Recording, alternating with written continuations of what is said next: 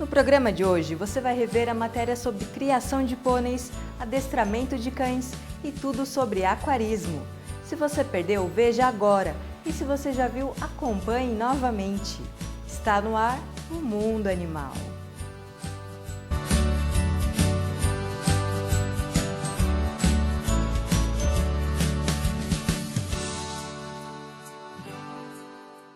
Olá, boa tarde.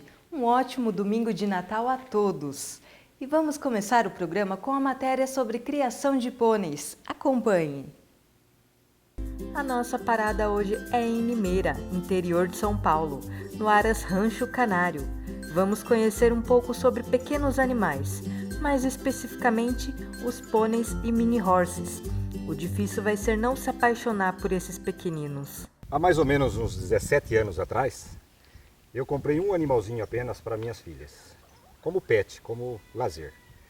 E aí, como ele estava muito sozinho, era um garanhão, eu decidi comprar algumas fêmeas para fazer companhia para ele e ver como que era nascer um filhotinho desses animais. Foi então que as pessoas que vinham nos visitar gostavam muito da criação e todos queriam adquirir um animalzinho. Percebendo que havia um comércio para isso, eu decidi então aumentar minha criação e hoje mantenho um plantel de aproximadamente 250 cabeças, sempre aprimorando cada vez mais a raça, melhorando a beleza dos animais, a docilidade e a morfologia deles. E vendo hoje para todo o Brasil. Eles são dóceis, ágeis e muito bonitos. Encantam crianças e adultos. O pônei é um animal de pequeno porte que desperta o imaginário infantil. Muitas vezes confundido com cavalo anão, mas na verdade é uma raça definida. O pônei, nós temos hoje o pônei brasileiro, a raça chamada pônei brasileiro, que ela é uma mistura de animais que vieram da Argentina e da Europa e se formou a raça pônei brasileiro.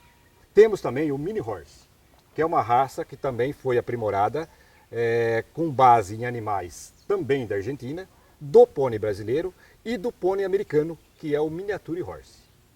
Então hoje nós temos duas associações mais ou menos distintas no Brasil. Uma seria a mini horse e outra seria a pônei.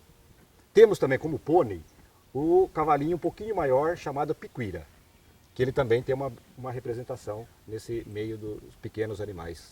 No Brasil, temos duas associações que estabelecem padrões para distinguir pôneis de mini horses. A diferença entre elas está basicamente na estatura dos animais. Na pônei, as fêmeas podem ser registradas até 1,10 m de altura e os machos até 1 metro. Já na mini horse, na associação mini horse, os machos só 92 centímetros e as fêmeas 98 centímetros de altura. Aí que estabelece essa ligeira diferença de tamanho para eles. Então acima de 1,10 m já não é mais considerado um pônei para nós. E acima de 98 já não é um mini horse. Os pôneis surgiram há mais de 2.000 anos. Hoje, são mais de 100 raças espalhadas pelo mundo. Por volta do século XVII, eles eram utilizados como presentes para os príncipes e princesas. Atualmente, esses animais têm diversas finalidades.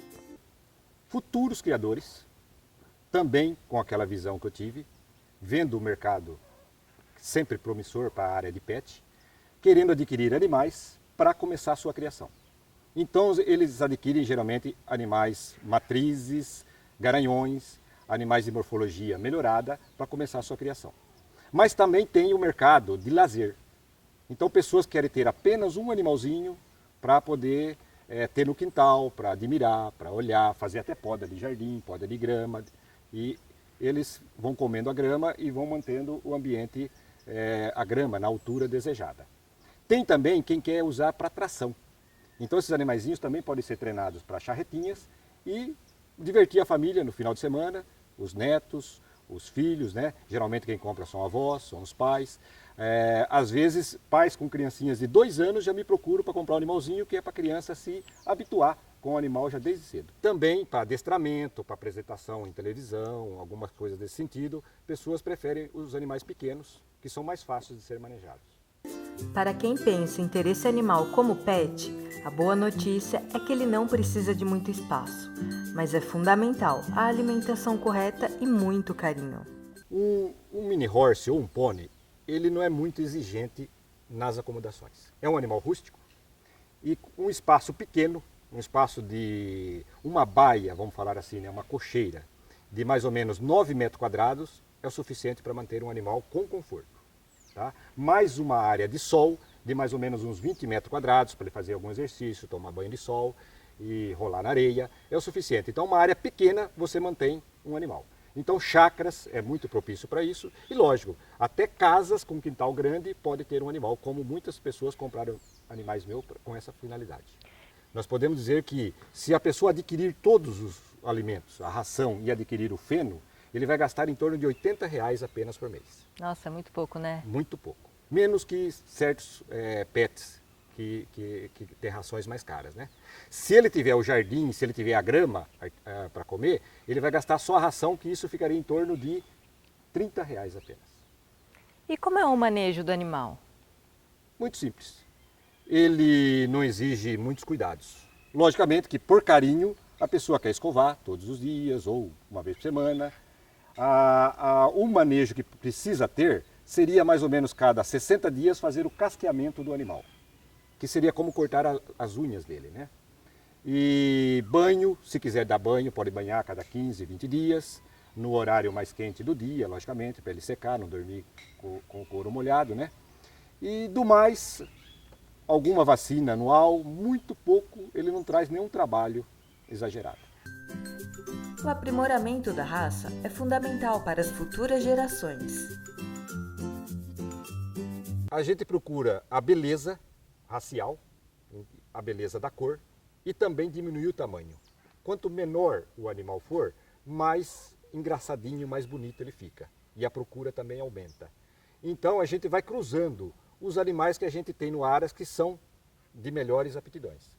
Então cruzamos as cores mais bonitas, cruzamos os animais menores e com isso nós vamos a cada geração aprimorando a raça.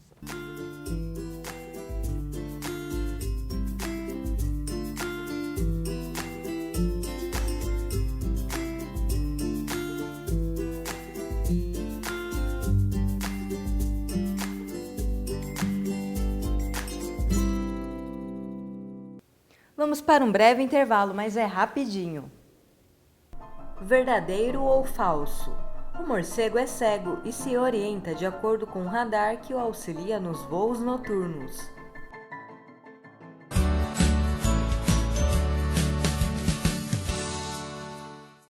Alguns sentimentos não precisam de palavras para serem demonstrados. Bastam pequenos gestos, simples sinais e momentos inesperados que explicam mais do que qualquer conceito, iluminam mais do que qualquer ideia. Sentimentos puros, amor incondicional, um vínculo onde não existem expectativas nem cobranças, cuidados e carinho em troca de companhia e lealdade. Uma amizade que não tem comparação. Um amor que não pode ser explicado. Os amigos não se compram. Adote um animal de rua.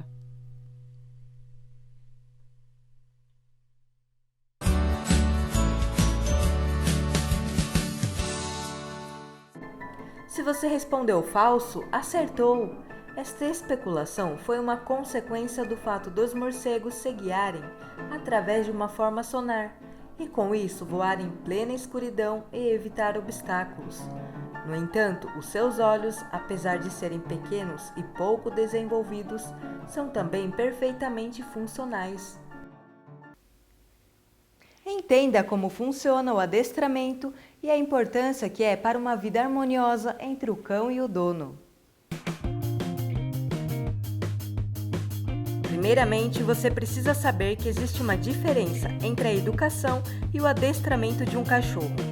Na educação, ele aprende o que é certo e errado. No adestramento, o cachorro aprende a executar um comando ou ter um comportamento específico. A educação, ela se difere em adestramento, porque a educação é baseada em bons modos. São as regras que o cão tem que respeitar, o perímetro que ele tem que respeitar, o que ele pode fazer, o que ele não pode, as partes da casa que ele tem acesso, as horas das refeições. o adestramento, ele é baseado em o cão obedecer comandos. Então existe uma grande diferença. O ideal é que o adestramento comece com o cão ainda filhote, pois é a fase da construção dos hábitos do animal. A gente recomenda o adestramento o quanto antes, o quanto mais cedo para o animal, por conta da capacidade de aprendizado. Quanto mais jovem, mais rápido o cão aprende. Há vários tipos de adestramentos.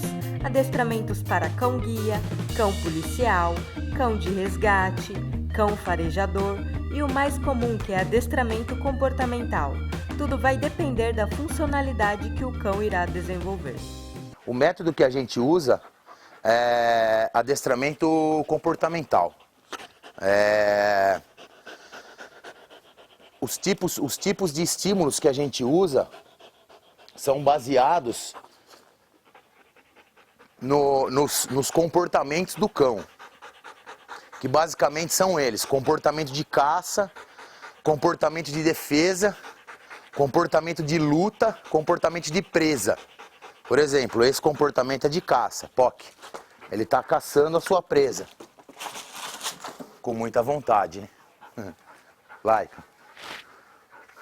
Laika. Brins. Brins. Brins. Laika. Brins. Zitz. Loss. Comportamento de presa, POC. Ele está aprendendo a presa dele, lutando pela presa. A gente baseia o adestramento com base nos comportamentos do cão. Uma das táticas utilizadas no adestramento são as recompensas, e pode ser tanto positivas quanto negativas. Para ficar claro, para todos entenderem, o reforço positivo. Toda vez que o cão executa algo desejado, eu reforço ele com um petisco, por exemplo. Isso é o reforço positivo, certo? Toda vez que ele faz algo que eu não quero, por exemplo, eu dou uma bronca nele, isso é um reforçador negativo, certo? Os punidores. Toda vez que o cão faz algo que eu não quero, eu somo uma punição nele, certo? Pode ser um toque, pode ser com a coleira, a punição positiva. Quando ele faz algo que eu não quero, eu posso punir ele negativamente, que eu subtraio algo que ele quer. Por exemplo, eu estou com um petisco na mão. Se ele não senta, só o simples fato de eu tirar o petisco dele, eu estou punindo ele negativamente. Eu estou tirando algo que o petisco faz parte da sobrevivência dele, a alimentação faz parte da sobrevivência dele. Então, o fato de eu tirar o petisco dele, eu estou punindo ele. O adestramento é feito com comandos básicos e repetitivos, até que o cão consiga aprender. A gente usa um dispositivo que chama clicker, certo? Como para o pessoal entender os estalinhos aí que vai fazer. Toda vez que ela faz algo que eu quero, eu vou clicar. Como ela sabe que isso aqui é legal? Antes de eu clicar para ela, eu clicava e dava uma comida, certo? Clicava e dava uma comida. Logo, ela sabe que esse barulho aqui é legal. É legal assim. Toda vez que eu clico, ela sabe que ela está fazendo uma coisa certa.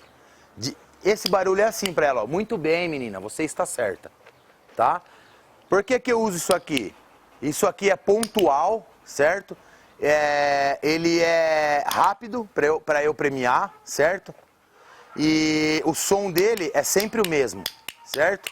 Por exemplo, a minha voz, às vezes eu posso mudar o timbre da minha voz. E às vezes, para eu, isso aqui é um reforçador positivo, certo? Toda vez que eu for recompensar ela, eu vou usar isso aqui, certo? Então, por exemplo, agora, ela sentou por livre e espontânea vontade. Eu clico e recompenso. Vamos dizer que ela é uma cadela iniciante, que ela está começando o treino agora. Então eu vou fazer aqui. Ela vem para mim. Aqui.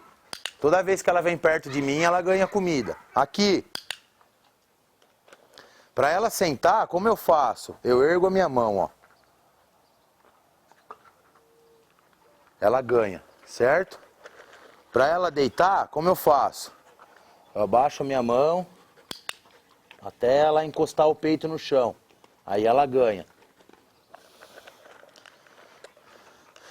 Vou ensinar um truque para ela que ela não sabe, tá? Que ela mostrou aqui que ela quer fazer, que é o cumprimentar. Então assim, ó. Como eu vou fazer? Eu vou estimular ela, certo? Isso aqui é um reforçador positivo, certo? Então eu vou estimular ela para ela ficar nessa posição. Aí eu marco para ela que essa posição que ela tá fazendo é legal, certo? Então eu começo a fazer assim. A capacidade deles interpretarem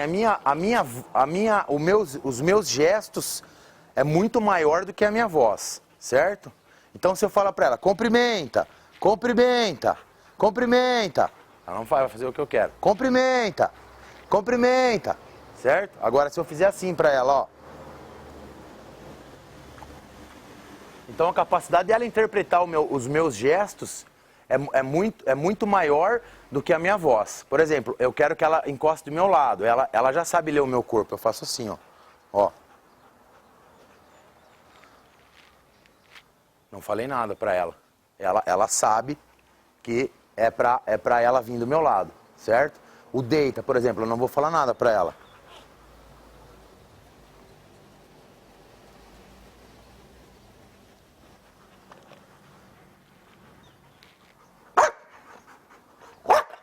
Pra ela latir, tá? Tô fazendo assim, ó.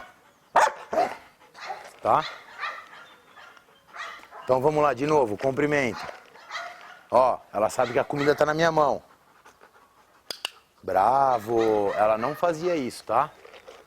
Depois que ela sabe que quando a minha mão erguer... Bravo! Muito bom, menina!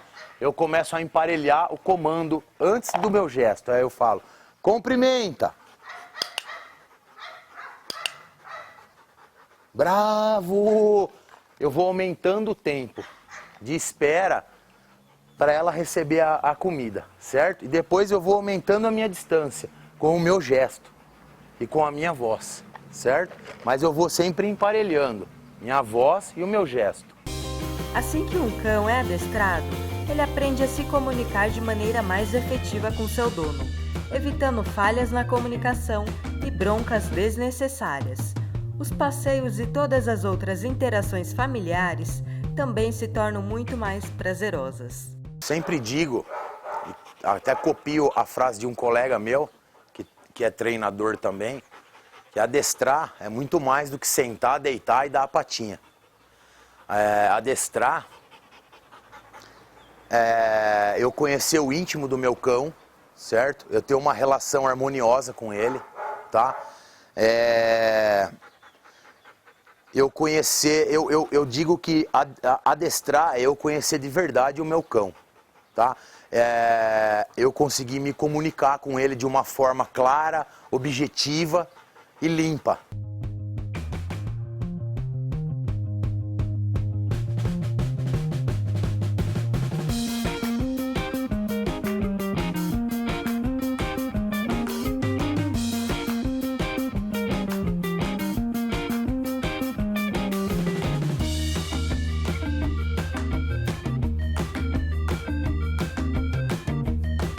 Vamos dar uma pausa, já já estamos de volta. Qual animal é esse? Ele habita as regiões montanhosas próximas ao Himalaia.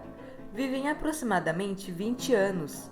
Sua gestação dura cerca de 135 dias. Quando nascem gêmeos, a mãe cuida apenas de um, deixando o outro morrer. Esse animal está em risco de extinção. Restam apenas 1.600 exemplares.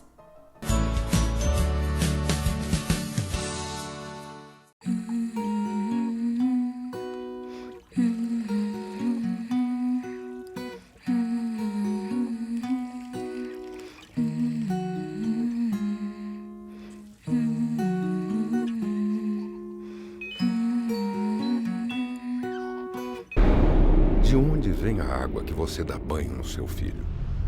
Pense nisso. De onde vem a sua água?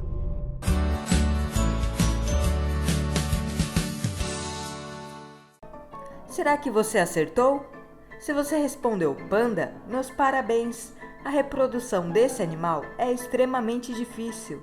O motivo é que o cio das fêmeas dura apenas 72 horas por ano e ficam férteis num período ainda mais curto, entre 12 e 24 horas. Veja agora as dicas para montar um aquário. Quem nunca parou diante de um aquário para apreciar sua beleza?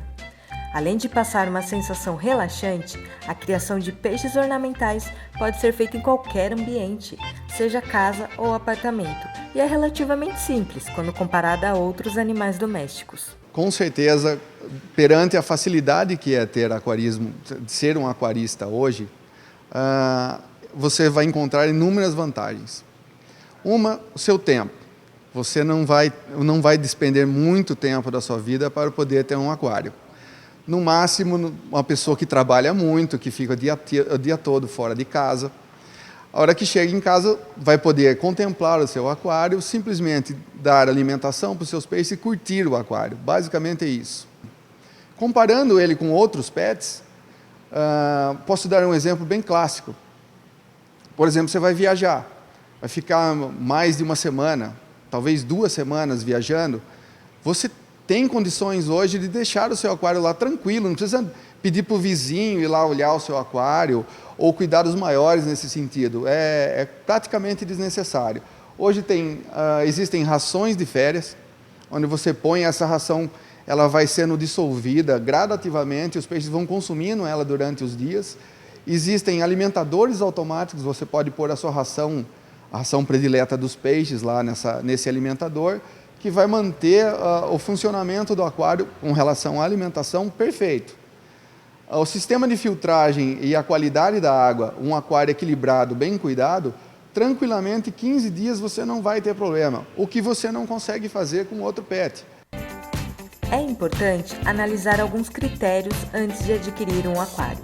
O tempo disponível, o tamanho e tipo de aquário, a escolha das espécies e o quanto pretende investir na montagem. Existem basicamente 2 tipos de aquários: os aquários com água salgada, os aquários marinhos e os aquários de água doce, os ducícolas. A gente propõe ao cliente, essa eu imagino a maneira mais correta de ter essa interação com o cliente, a gente propõe para o cliente os prós e os contras dessas 2 divisões, dessas 2 grandes divisões aí do aquário, o marinho e o ducícola. Também é importante considerar a dieta dos peixes. Atualmente no mercado, existem vários tipos e formatos de ração para atender às necessidades de cada espécie. Existem rações granuladas, existem rações em flocos, que são papeizinhos, onde peixes com a boca muito menorzinha têm a facilidade para se alimentar desses floculados, e outros preferem os granulados. Não que existam granulados que só peixes que comem granulado vai aceitar.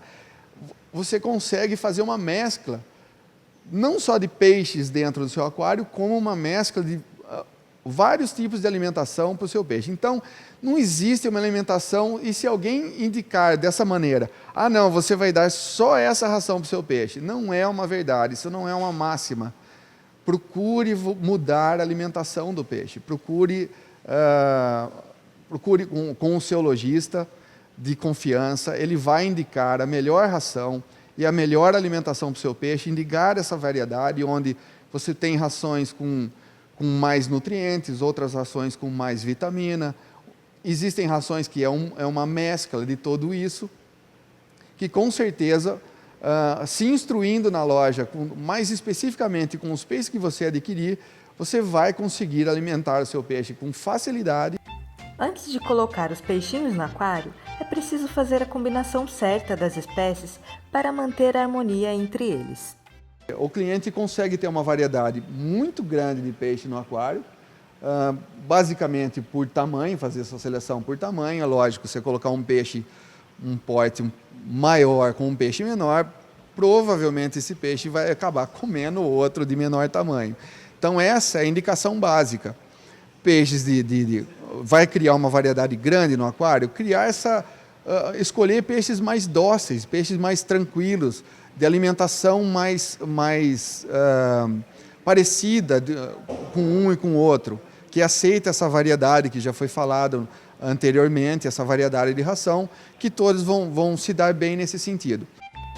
E depois de fazer a escolha do seu aquário, dos equipamentos e das espécies de peixes, é só apreciar o seu novo hobby.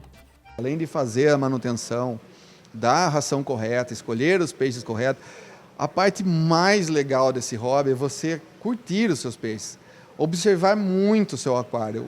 Você vai aprender com os seus peixes muita coisa com relação à natureza, ao meio ambiente que ele vive, que é a água, as plantas que podem ser misturadas com esse meio ambiente, que aliás as plantas são importantes para o aquário, até mesmo para auxiliar na filtragem, que as plantas acabam se alimentando o que é ruim para o peixe na água é alimento para a planta. Então tem toda essa combinação que, com a observação, com o dia a dia seu num aquário, com essa interação, essa integração.